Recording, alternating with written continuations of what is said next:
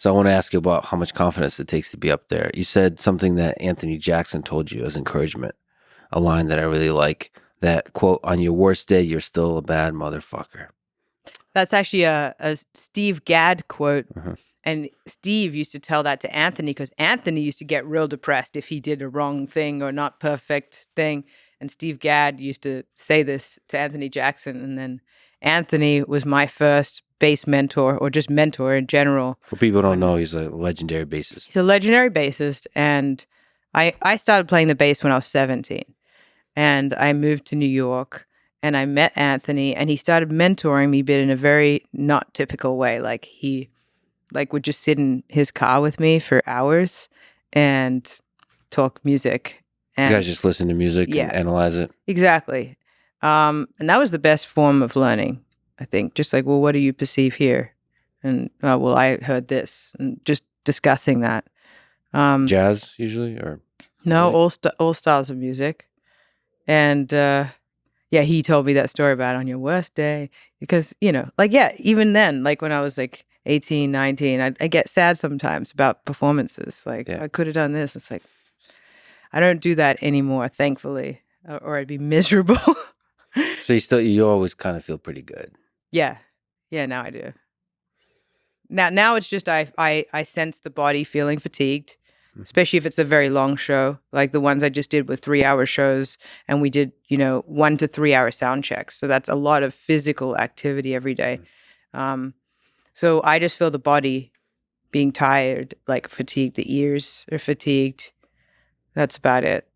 I don't really reflect on the show much. You're almost like from a third person perspective, feel the body, get tired, and just accept it. Yeah, I don't want to identify with it because then I'm like, then I'm tired, but I'm not tired. It's very zen. I'm usually like energized. It's like with the food poisoning, the mind is still Yeah. capable of creative genius, even if the body is gone. Yeah. Something like that. Yeah. So no self-critical component to the way you see your performances anymore? There is critique, but not in the way that it would diminish my sense of self. It's different. Sure. I can just kind of look at something and be like, oh, okay, well, actually next time I'll do this choice and this choice maybe this would serve the song better.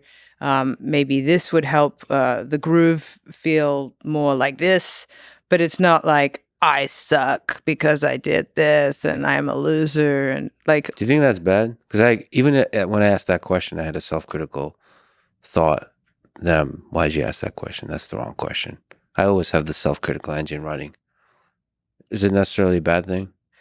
It depends if it's affecting you negatively. What is negative anyway? Well, if it brings your frequency down and you feel less joyful inside, unless you don't feel like complete, you feel less worthy of something, then you could call that bad if you aspire to not feel that way.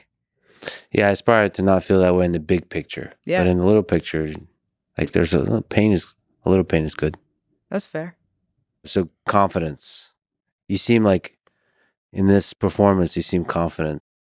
You seem to be truly walking the bad motherfucker way of life. I kind of, a word that I prefer over confidence is trust, because I think with confidence is almost like there's a belief assigned to it that I am this thing that you believe in.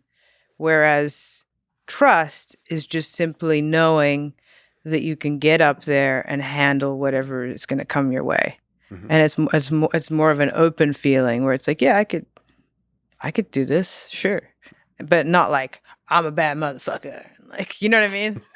There's a huge difference, because I've shared the stage with people who have a lot of confidence, and it can be like a brick wall, just like fear is a brick wall. So the brick wall is a bad thing. Like the thing you have with Jeff here on stage is not a brick wall. There's no wall. There's chemistry. Yeah. How can you explain that chemistry that the two of you had? Trust and lack of fear. Yeah. And also I will say, that each individual has developed likes and dislikes over their lifetime. And that can be like, in this case, we're just talking aesthetic likes and dislikes. So in this particular case, obviously our likes and dislikes are very much aligned, such that the things I do to complement him, he enjoys, and vice versa. But it could be two, very trusting, open musicians on stage that don't have walls up, but their choices are very different. And one person likes heavy metal and the other person likes classical. So it's got to be both. So you guys were good at like yes-anding each other musically. Like, Definitely. is that where you're most at peace in a meditative way? Is on stage?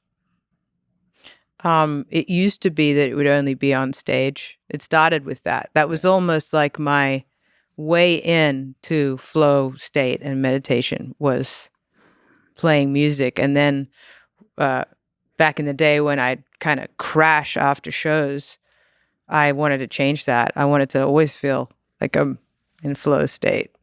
So Have you succeeded? I've gotten a lot better. I'm still obviously on the journey, but yes. So you meditate. I think you said somewhere that you meditate before shows or just in general? I meditate every day. When I'm on tour with my band, I ask that we all meditate together for at least 20 minutes.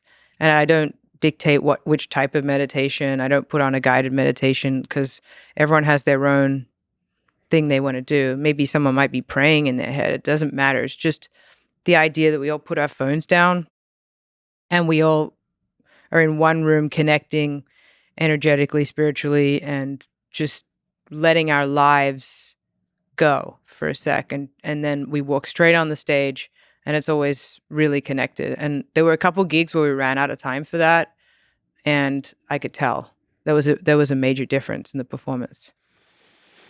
So it both connects you and centers you, all of those things. Yeah. But then when I'm home, like, I love to meditate, and I've tried various styles of meditation and studied various types of things. So I don't do just one thing. I kind of customize it depending on where I'm at in my life.